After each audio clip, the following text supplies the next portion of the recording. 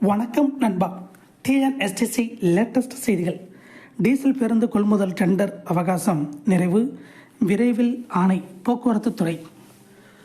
அரசு போக்குவரத்து கழகத்தில் 1614 டீசல் பேருந்து கொள்முதலுக்கான டெண்டருக்கான அவகாசம் நீட்டிக்கப்பட்ட நிலையில் அது நிறைவு பெற்றுள்ளது. ஒரு நிறுவனம் மட்டுமே டெண்டரில் பங்கேற்ற நிலையில் விரைவில் பரிசீலித்து ஆணை வழங்கவிருப்பதாக போக்குவரத்து துறை அதிகாரிகள் தெரிவித்தனர்.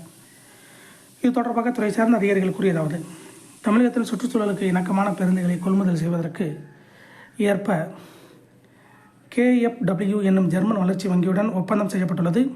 இதில் பெறப்படும் நிதியுதவியில் குளிர்சாதன வசதியில்லா PS6 வகையிலான 1614 டீசல் பேருந்துகள் புதிதாக கொள்முதல் செய்யப்பட உள்ளன.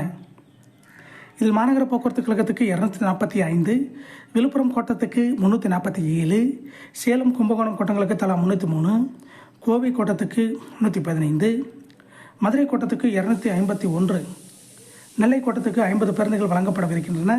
இது தொடர்பான டெண்டர் கடந்த அக்டோபர் மாதம் வெளியாகி டிசம்பர் 2ஆம் தேதிக்குள் விண்ணப்பிக்க வேண்டும் என அறிவிக்கப்பட்டது.